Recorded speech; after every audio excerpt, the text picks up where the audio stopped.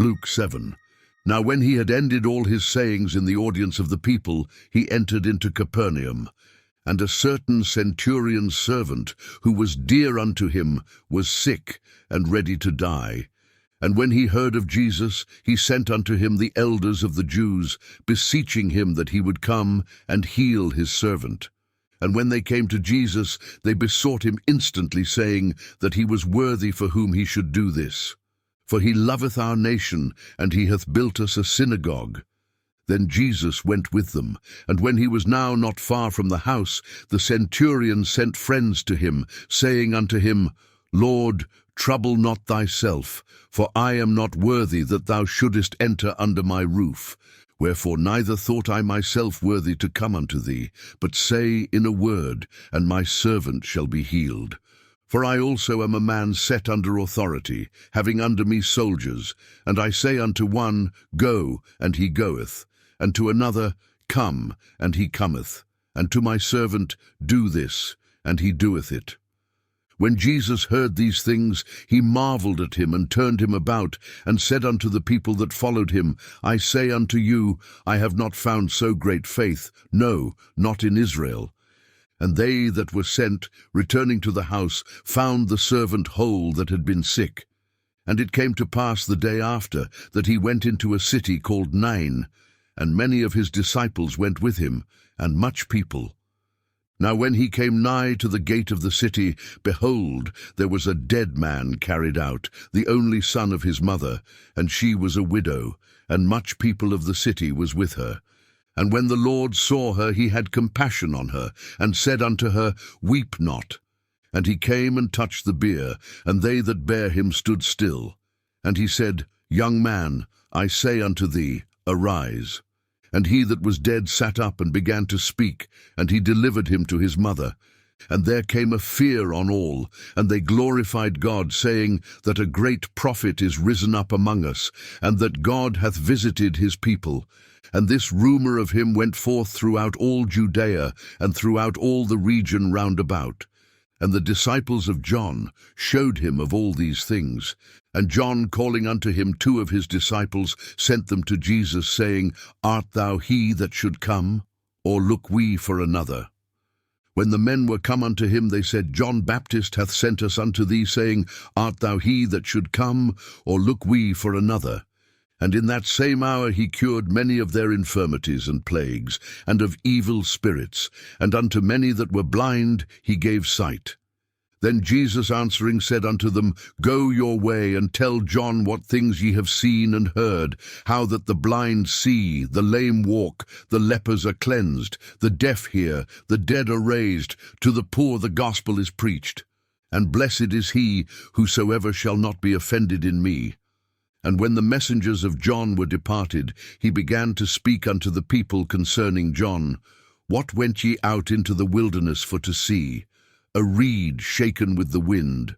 But what went ye out for to see? A man clothed in soft raiment? Behold, they which are gorgeously apparelled and live delicately are in kings' courts. But what went ye out for to see? A prophet? Yea, I say unto you, and much more than a prophet.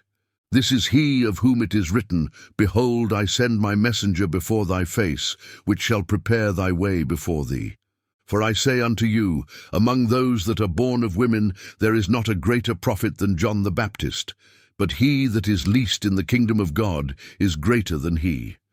And all the people that heard him, and the publicans, justified God, being baptized with the baptism of John. But the Pharisees and lawyers rejected the counsel of God against themselves, being not baptized of him. And the Lord said, Whereunto then shall I liken the men of this generation? And to what are they like? They are like unto children sitting in the marketplace, and calling one to another, and saying, We have piped unto you, and ye have not danced. We have mourned to you, and ye have not wept. For John the Baptist came neither eating bread nor drinking wine, and ye say, He hath a devil.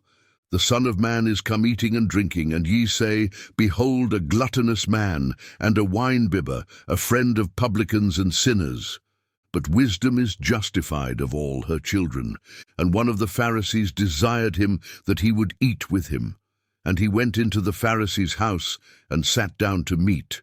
And behold, a woman in the city, which was a sinner, when she knew that Jesus sat at meat in the Pharisee's house, brought an alabaster box of ointment, and stood at his feet behind him weeping, and began to wash his feet with tears, and did wipe them with the hairs of her head, and kissed his feet, and anointed them with the ointment.